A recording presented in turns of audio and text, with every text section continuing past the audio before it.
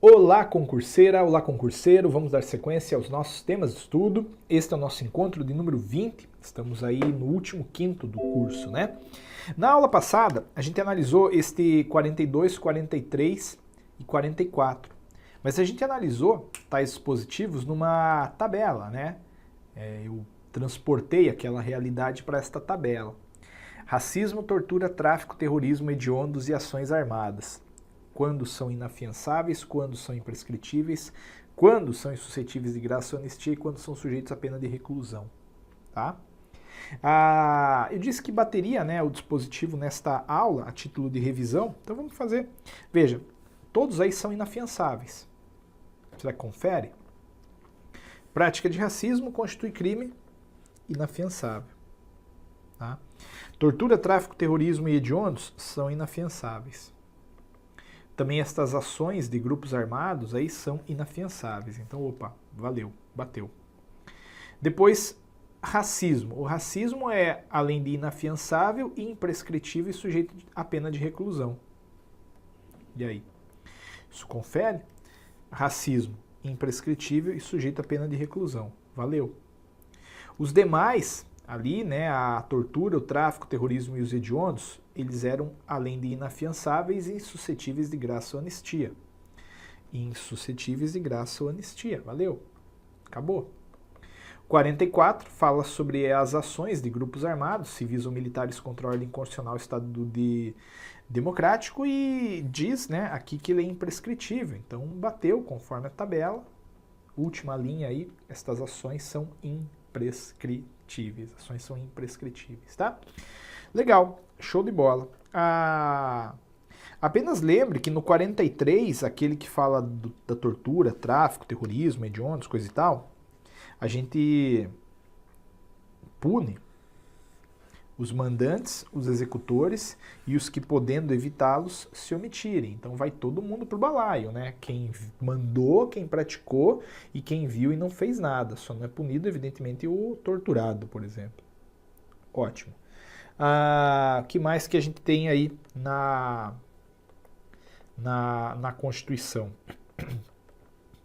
O civilmente identificado não será submetido à identificação criminal, salvo nas hipóteses previstas em lei. Tá? A ideia é aqui. É a seguinte. Veja, civilmente identificado. Quem que é o civilmente identificado? O civilmente identificado é aquele que porta um documento. Aquele que porta um documento público, um documento como um RG, um CPF, ele não pode ser submetido a uma identificação criminal. Não, não pode. Não pode. O que é identificação criminal? Né? É aquele procedimento de, na delegacia, chamar o cara para, enfim, pegar as suas digitais, tirar aquela foto de frente, de lado, sabe? É um caos, é uma loucura. Então a ideia é a seguinte, se eu sou levado a uma delegacia e porto um documento, tá aqui, eu sou civilmente identificado. Beleza, eu não vou ser chamado a fazer identificação criminal. Agora, se eu não porto o documento, claro que aí eu serei fichado, né, com aquela foto de frente, de lado, esse tipo de coisa. Antônio, mas por que não pode, né? Não pode, porque, assim, a prática desse negócio acaba sendo meio desrespeitosa às vezes, porque no âmbito de várias delegacias não é, olá, tudo bem, por favor, convide o indiciado a fazer a identificação criminal. Não é, o cara vai lá de trás da delegacia, assim, pra todo mundo ver. Traz o vagabundo aí pra tocar piano. Essa é a ideia, né? Não é tocar piano, ninguém tá lá num recital. É um procedimento criminal chato. Claro que quando a lei autoriza, aí a identificação criminal até pode ser feita, mas não há problema, não há cabimento em tratar isso, tá? Na aula. O quinto, inciso 49, diz que será admitida, aliás, 59, né? Será admitida a ação privada nos crimes de ação pública se esta não for intentada no prazo legal.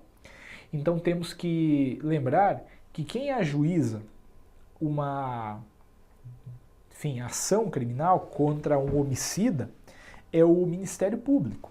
trata-se de uma ação pública. Tá? É o Estado quem processa o cara que matou o outro.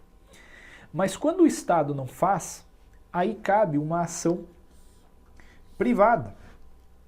Cabe uma ação privada subsidiária da pública. Então temos que lembrar que, se o Ministério Público não ofertou a ação, cabe ao particular ofertá-la. Tá? Ele pode fazer. Legal. Depois, algumas regras a respeito da prisão. Note que ninguém será preso senão em flagrante delito ou por ordem escrita e fundamentada de autoridade judiciária competente. Então, perceba que prisão de alguém no Brasil, duas hipóteses apenas. Flagrante delito é uma delas, então fui pego assim com a calça na mão, flagrante delito. Ou por ordem escrita e fundamentada de autoridade judiciária competente. O juiz mandou me prender porque isso é necessário para uma instrução processual qualquer. Aí valeu, eu posso ser preso. Agora, fora isso, não tem como prender alguém. No Brasil só se prende as pessoas que estejam inseridas numa ou noutra aí condição. É claro que no âmbito militar a regra é um pouquinho diferente, por isso que tem aí salvo nos casos de transgressão militar ou de crime propriamente militar definido em lei. Aí tem a exceção. Por exemplo, eu sou militar e aí posto lá no meu Facebook que o meu comandante é uma besta. Depois de 6 meses ele descobre o meu comandante e me manda preso em razão de uma transgressão militar. Aí você fala, não, mas não é flagrante. Mas não precisa ser. Nesse caso não precisa ser, é militar, o regime é diferente. Ah, mas não tem ordem escrita e fundamentada de autoridade judiciária competente. Também não precisa ter aqui. Tá? Aqui no âmbito militar o negócio é diferente. 62. A prisão de qualquer pessoa e o local onde se encontre, serão comunicados imediatamente ao juiz competente e à família do preso ou a pessoa por ele indicada. Então, quando eu prendo alguém, eu tenho que indicar, né, onde que este alguém está situado, onde ele se encontra, e tenho que também avisar a família, eu tenho que avisar isso para o juiz e para a família. Eu aviso a família, porque a família vai providenciar aquelas dinâmicas, enfim, usuais, né, advogado, coisa e tal. E vai saber também onde é que o cara tá. Agora eu aviso o juiz, porque o juiz, segundo o dispositivo aqui, ó, o 65, ele tem o dever de imediatamente relaxar aquela prisão ilegal. Está escrito aí, a prisão ilegal será imediatamente relaxada pela autoridade judiciária competente, né? Então o juiz tem que me colocar na rua se aquela prisão é ilegal. Por isso que eu o comunico já de largada. O 63... importante, né, tranquilo, ao mesmo tempo, o preso será informado de seus direitos, entre os quais o de permanecer calado, sendo-lhe assegurada a assistência da família e de advogado. Então, isto é, ao prender alguém, eu tenho que informar a este alguém quais são os seus direitos. E dentre tais direitos, a Constituição já colocou de maneira bem clara o direito de permanecer em silêncio, direito de ficar quieto, que é um desdobramento aí do direito de não proteger, de não produzir provas contra si. Então posso ficar quieto, é meu direito, tá? Legal. Depois, o que mais? O preso tem direito à identificação, tá? O preso tem direito à identificação dos responsáveis por sua prisão ou por seu interrogatório policial. Então, veja só, a ideia é a seguinte: toda vez que alguém é preso, este alguém tem o direito de ser informado a respeito da identidade de quem o está prendendo. Ele tem também o direito de ser informado sobre a identidade de quem o está interrogando. Isto para evitar abusos. Abusos, claro. Se eu fui preso e aí depois no exame lá de corpo de delito apareço todo estrupiado, argumento que fui agredido no ato da prisão, na medida em que eu sei a identidade de quem me prendeu, fica fácil apurar a responsabilidade. Só que às vezes a prova vem e pergunta assim, olha, a fim de proteger a sua segurança, a autoridade que vai efetuar a prisão pode fazê-la sem se identificar. Não, não pode, porque com todo respeito, não é agora que a segurança de quem está prendendo, é a segurança de quem está sendo preso, né? Isso é a dinâmica da Constituição. Lembre-se também que ninguém será levado à prisão ou nela mantido quando a lei admitir a liberdade provisória com ou sem fiança. E também não haverá prisão civil por dívida, salvo a do responsável pelo inadimplemento voluntário e inexcusável de obrigação alimentícia e a do depositário infiel. Então, a ideia aqui é a seguinte: o de cima não interessa tanto, o de baixo já é mais relevante. Prisão civil por dívida. Ela é, via de regra, proibida no Brasil. Quer dizer, eu não vou ser preso porque devo, né? Não faz sentido. Até, convenhamos, é um contrassenso você prender alguém que te deve. Porque você prende este alguém perde o trabalho e aí que não te paga mesmo.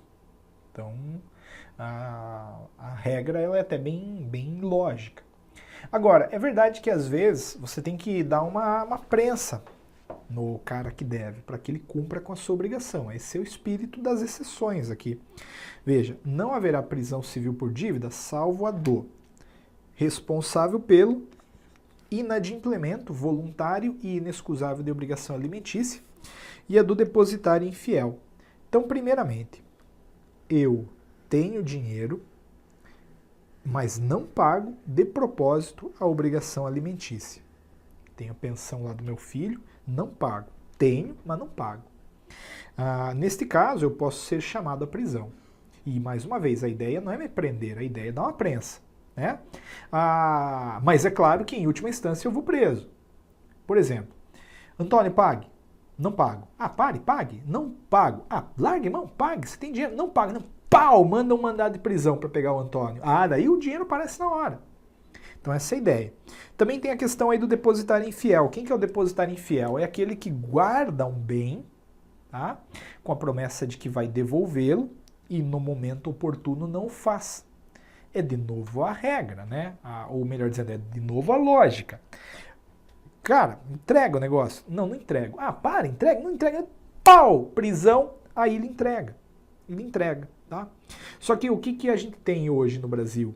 Em razão de uma interpretação decorrente de um tratado que o Brasil assinou, o Pacto de São José da Costa Rica, hoje em dia a gente não mais faz prisão de depositário infiel em caso de dívida. Quer dizer, então, que a gente só prende no Brasil hoje por dívida aquele que deve os alimentos.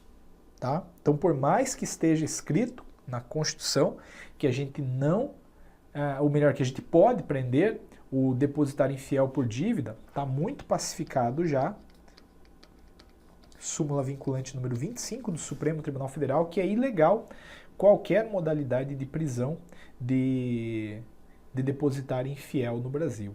Beleza? Ótimo.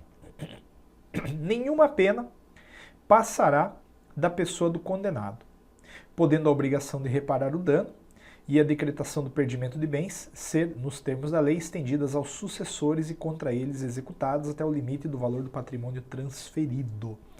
Veja, se eu pratico um crime, quem paga pelo crime sou eu. Isso é muito evidente, né? Está escrito aí que nenhuma pessoa, ou melhor, nenhuma pena passará da pessoa do condenado. Contudo, alguns efeitos da condenação podem passar para outros. Quais efeitos? Obrigação de reparar o dano e também decretação do perdimento de bens. Estas duas podem ser, nos termos da lei, estendidas aos sucessores e contra eles executados até o limite do valor do patrimônio transferido. Então, por exemplo, obrigação de reparar o dano. Eu deliberadamente te causei um dano. Peguei um martelo e fui lá destruir teu carro. Isso é crime, crime de dano. Você entrou com a ação, eu fui condenado, tive lá uma pena qualquer e além da pena tive que reparar o teu dano causado. Só que aí eu morro. Esta obrigação de reparar o dano passa para os meus herdeiros, mas passa para os meus herdeiros até o limite do valor do patrimônio transferido. Quer dizer, então, Eu te causei um dano de 20 mil reais, tá? E eu tinha 20 mil reais numa caderneta de poupança. Eram os meus bens. Eu morri. Este meu patrimônio vai ser transferido para os meus herdeiros. Só que você poderá buscar este patrimônio porque a obrigação de reparar o dano transfere-se a eles até o limite do valor do patrimônio transferido. A ideia aqui é muito simples, né? Não, primeiro eu vou pegar o patrimônio do Antônio para quitar as responsabilidades dele e depois, se sobrar, eu mando para o herdeiro. Ah, neste caso não sobrou, o zero encontrou o zero. Mas talvez não fosse assim, né? Vamos lá. De repente eu te causei um dano de 20 mil reais. E eu tinha uma caderneta de poupança de 100 mil reais. Passei para os meus herdeiros, você vai direcionar contra eles a sua pretensão executiva. Saldo, você vai ver o seu dano sendo quitado, né? A sua dívida aí sendo quitada. E os meus herdeiros ficarão ainda com uma diferença, 80 mil. Agora o inverso também é verdadeiro. Eu te causei um dano de 100 mil e passei para eles 20 mil. Aí, desculpe, infelizmente você só vai conseguir resgatar os 20 mil. Ah, mas Antônio, teu herdeiro lá é milionário, teu filho é bem sucedido, milionário. Não interessa. Uma coisa é a minha dívida, né? Outra coisa é a vida dele. Você vai direcionar contra ele a sua pretensão até o valor do patrimônio transferido, tá? E também a decretação de perdimento de bens. Sou professor de dia, traficante de noite. Em razão deste meu tráfico, vou colocando aí casas, barcos, lanchas no nome da minha esposa, ela achando que é aula. E não é. Fica isso descoberto, fica isso comprovado em juízo, a gente vai sim tirar os bens dela, né? Decretar aí o perdimento de bens. Beleza? Ótimo. As penas que podem ser aplicadas no Brasil aí estão. É claro que é uma lista que admite outras, mas basicamente é o que a gente tem, né? Aquilo que a Constituição já disse, olha, isso daí sem problema, se pode aplicar. Privação ou restrição de liberdade. Privação é total, então é cadeia, direto, manhã, tarde e noite. Restrição é aqueles regimes semiabertos, nos quais o cara dorme na cadeia e sai durante o dia, por exemplo, para trabalhar. Perda de bens, beleza, já dei um exemplo, inclusive multa. Prestação social alternativa, muito conveniente naqueles crimes de menor potencial ofensivo, e suspensão ou interdição de direitos. Então essas penas podem ser aplicadas, tá? 48. Não haverá pena de. Veja, como a lista que a gente acabou de ver é uma lista exemplificativa, quer dizer, outras podem ser aplicadas mais, outras podem ser criadas a mais, foi muito prudente a Constituição ao dizer que dentro destas que podem ser criadas, não podemos criar o quê? A pena de morte. Pena de morte. Tá? Só que a pena de morte, ela tem uma exceção. A gente tem aí, salvo em caso de guerra declarada nos termos do artigo 84, inciso 19. Isso já tinha, inclusive, ter falado. Veja, em caso de guerra declarada, aí sim a gente pode aplicar a pena de morte, que é aplicada como lá na Indonésia, fuzilamento. Fuzilamento, tá? Caráter perpétuo. Também não posso aplicar. Não existe pena de prisão perpétua no Brasil, por exemplo. Nem de trabalho forçado, e a gente tem que entender que trabalho forçado é aquele, por exemplo, sem um propósito, a não ser o propósito de minar as forças do detento. Por exemplo, você vai levar 1000 quilos de pedra do lugar A para o lugar B, depois vai levar 1000 quilos de pedra do lugar B para o lugar A, depois 1000 quilos de pedra do A para o B e assim eternamente. Qual que é o propósito desse trabalho? Nenhum, né? Ele não pode ser feito. Portanto, banimento, também não posso mandar o cara embora, né? Brasileiro nato, assim, ó, pena de banimento, desapareça daqui, não. E pena cruel, evidentemente não pode. Né? Castigo corporal, chibatada, tortura, não tem como.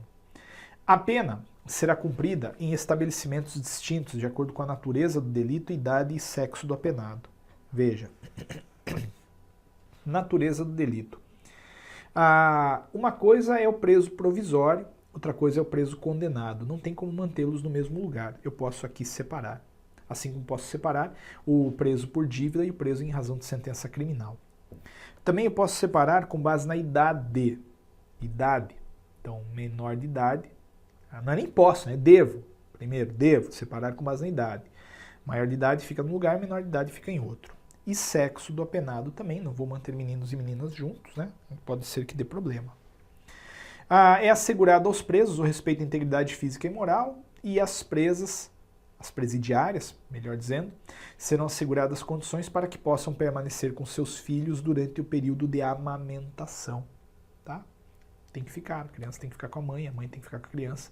É uma relação ali de proveito mútuo, né?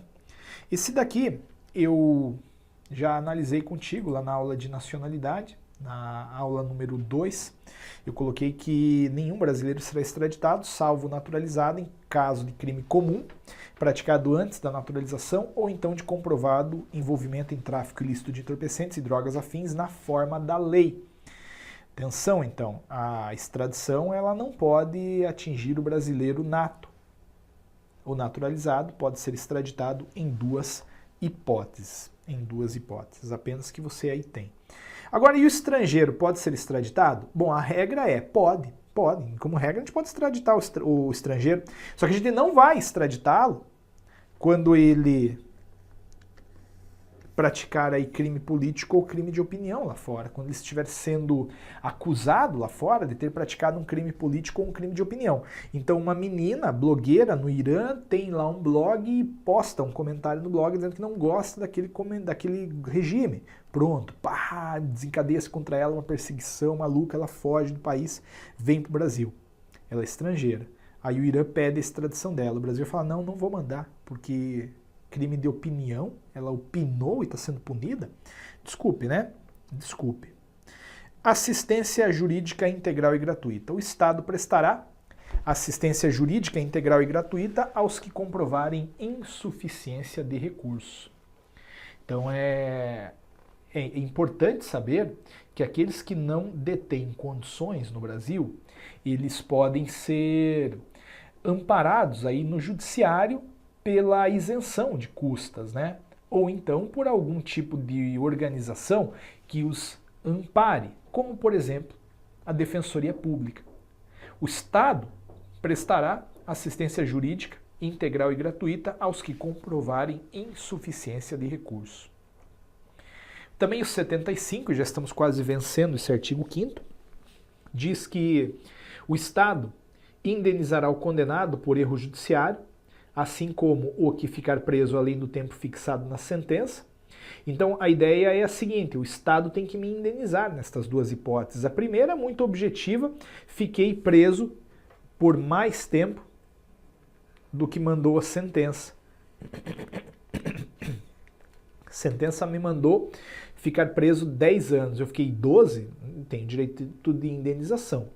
E também tenho o direito de indenização caso haja um erro judiciário.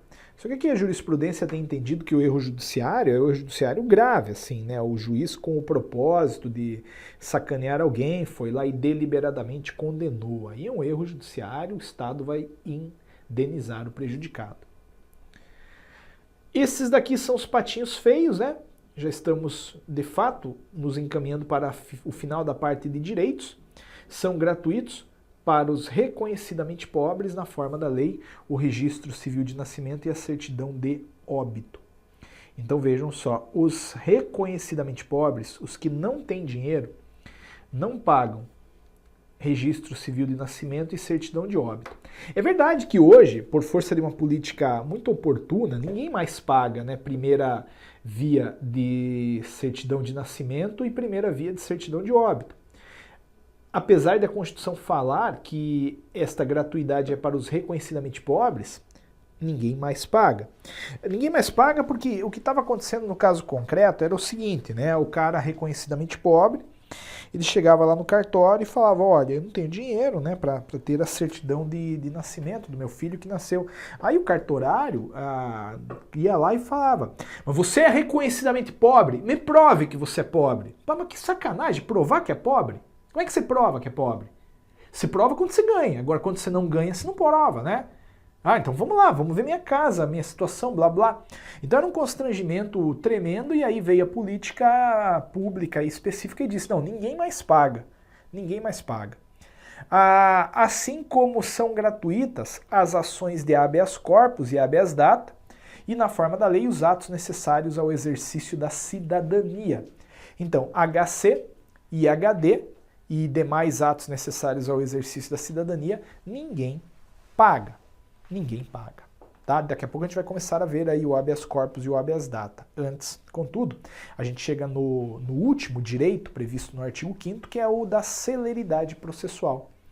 5º, inciso 78. A todos, no âmbito judicial e administrativo, são assegurados a razoável duração do processo e os meios que garantam a celeridade de sua tramitação.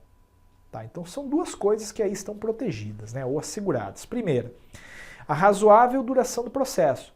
Então o poder público tem que se empenhar ao máximo para concluir as coisas num prazo razoável, né? E também a gente tem que ver construídos aí meios que garantam a celeridade da tramitação. Então eu tenho que poder público estabelecer processo eletrônico, estabelecer aí meios mais simplificados para a definição daquelas discussões, enfim, há aí o direito da celeridade processual ou da razoável duração do processo. Tá? Então, com isso, a gente acaba o artigo 5º, mas acaba na parte de direitos, porque tem ainda a parte de remédios constitucionais, quer dizer, existem algumas ações colocadas lá no texto constitucional e que serão analisadas a partir da próxima aula. Quais são as ações? Habeas corpus, protege o direito de ir e vir, direito de locomoção. Habeas data, protege o direito de informação, tá? Também o mandado de segurança protege o direito líquido e certo, veremos o que é isso. Mandado de injunção combate a falta de norma regulamentadora e a ação popular, que pode ser usada sempre que houver um ato lesivo ao patrimônio público, à moralidade administrativa, ao patrimônio histórico e cultural ou ao meio ambiente. Não é hora de decorar ainda, é só hora de entender o que adiante analisaremos. Lá na próxima aula, aí sim a gente volta para compilar estas importantes ações. Minha amiga, meu amigo, muito obrigado. Lembre-se de curtir a aula, isso é muito importante, ou não, né? De repente não gostou, não curta, diga pra gente que tá rolando, peço desculpas já, vê aí o que dá pra fazer, sugere que a gente vai melhorar, tá? Obrigado, até a próxima aula, até a aula de número 21.